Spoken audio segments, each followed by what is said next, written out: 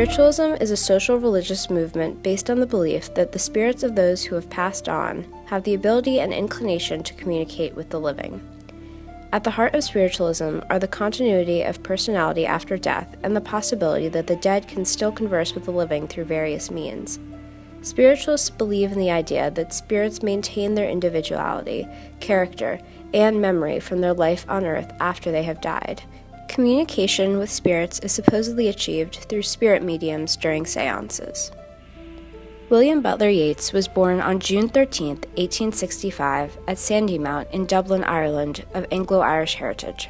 Yeats grew up as a member of the former Protestant Ascendancy, a group of Irish Catholics who converted to Protestantism after the Reformation in order to improve their social standing, and his childhood and adulthood were affected by the shift in power away from the Ascendancy and towards the Catholic nationalists.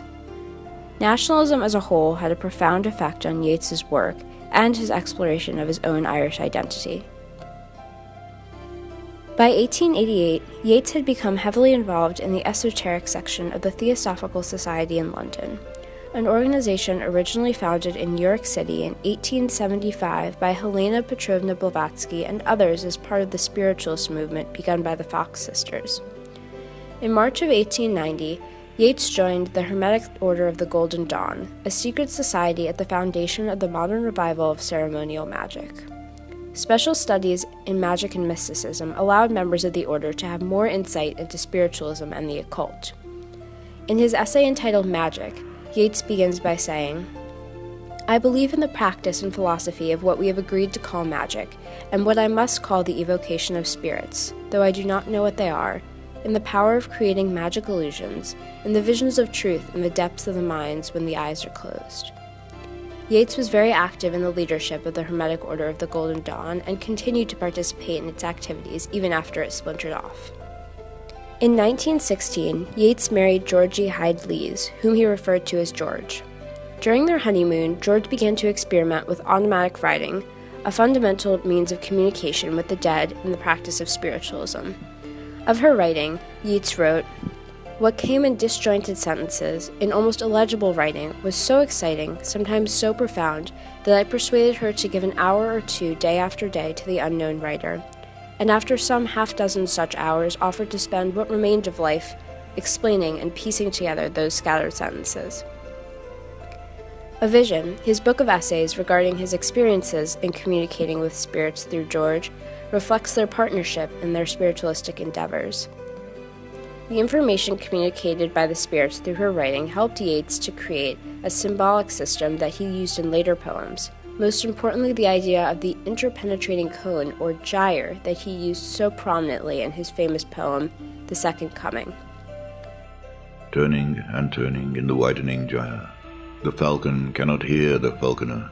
Things fall apart, the center cannot hold. Mere anarchy is loosed upon the world. The blood-dim tide is loosed, and everywhere the ceremony of innocence is drowned. The best lack all conviction, while the worst are full of passionate intensity. Yeats's spirit guide identified himself on April 24, 1909, as Leo, the writer and explorer, and after some research, Yeats discovered that he was a historical figure commonly referred to as Leo Africanus.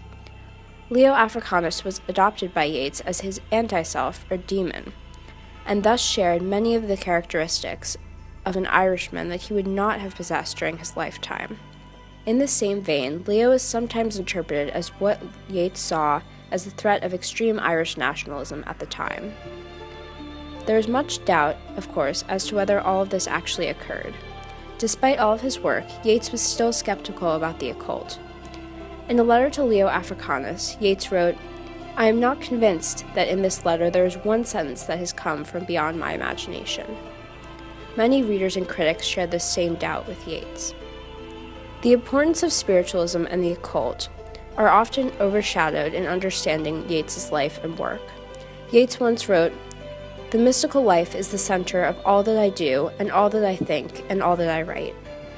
In reading Yeats, it is essential that we examine him not only through the lens of Irish nationalism, but also through that of spiritualism.